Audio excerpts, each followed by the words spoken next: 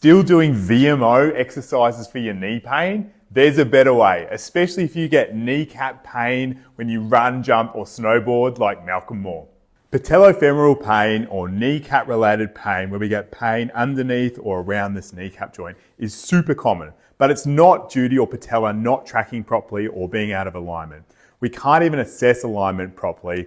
We can't prove that maltracking is what causes pain. And even if we could, VMO exercise, where we're trying to activate this little muscle on the inside of the knee over here, can't change the tracking anyway. So what can we do about it? Instead of there being a tracking issue, think of it as a load-based issue, as in this knee has become overloaded beyond its capacity and then has become painful and sensitive.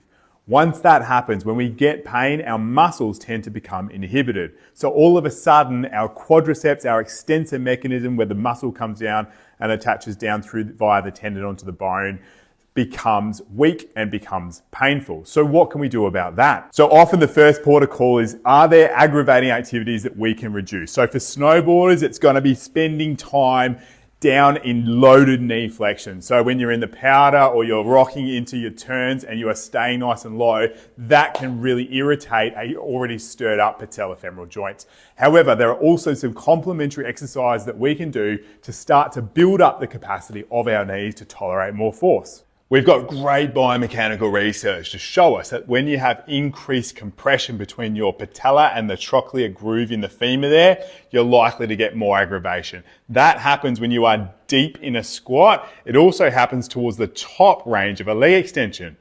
So we can use that research. Instead of avoiding squats, we can do box squats, where you're not going deep down, but you can really load it up and still work your quadriceps. Plus, you can do leg extensions from about 90 up to 60 degrees, and that usually is tolerated well, and it's still gonna really load up and strengthen those quads. And then apart from that, you can train the house down with all of your glute exercises, your calf exercises. As long as that knee's not bending a lot under load, it shouldn't be provocative on the knee. And then over time, as that pain settles, gradually build up into full range of motion with your squats, lunges, split squats, leg extensions, and getting back into all of your snowboarding and loved activities.